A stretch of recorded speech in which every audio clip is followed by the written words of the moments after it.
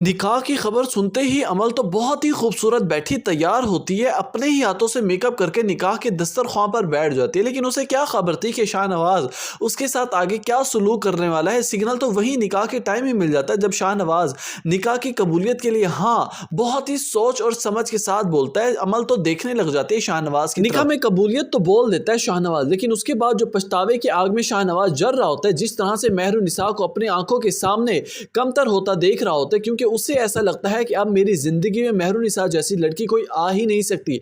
उसी से मोहब्बत करने लगा है, इश्क में मुब्तला हो चुका है। अब यहाँ पर अच्छा सलूक नहीं करेगा अमल के साथ तो अमल जाएगी समझ आगे बात, कहने लगेगी कि फूफो आखिर आपका बेटा खुद को समझता क्या है, मुझे ब्याह कर निकाह करके इस घर में लेकर आया, लेकिन मेरे साथ वो सलूक नहीं किया जा रहा जो मैं डिजर्व करती हूँ। वो अभी भी मेहरुनिसा की मोहब्बत में इश्क में पागल हुआ फिर रहा है, मेरी तरफ मुड़कर नहीं देखता। यही सवाल जब अमर शाहनवाज से पूछने लगेगी, कहने लगेगी कि आखिर मेरा क्या कसूर है, मुझसे तो तुम निकाह करके इस घर में लेकर आए ना, मैं तुम्हारी मोहब्बत थी, अगर तुम मेहरुनिसा से ही मोहब्बत करते तो तुम मुझसे निकाह इसी बात का जवाब देते हुए शाहनवाज कहने लगेगा कि देखो अमल, मैं तुमसे मोहब्बत करता था, लेकिन जब मेरी शादी मेहरुनिसा से हो गई तो मैं उसे चाहने लगा हूँ। अब मैं तुमसे निकाह नहीं करना चाहता था, ये तो अम्मा ने मुझे मजबूर किया तुमसे शादी करने के लिए, और तुम अच्छी तरह से जानती हो कि मैं मेहरुनिसा से मोहब्बत करने लगा हूँ, उसी को ही चाहता हूँ। मेहरुनिसा को देखते ही शाहनवाज बेबस हो जाता है। अब की बार मेहरुनिसा कमरे में बैठी ज़ारो कतार रो रही होती है, क्योंकि उसे इस बात का अंदाजा नहीं होता कि शाहनवाज मेरे साथ ऐसा कर सकता है। मुझसे तो मोहब्बत करने लगा था, मोहब्बत के दावे कर चुका था, लेकिन मैं नहीं जानती थी कि इतना बड़ा धोखा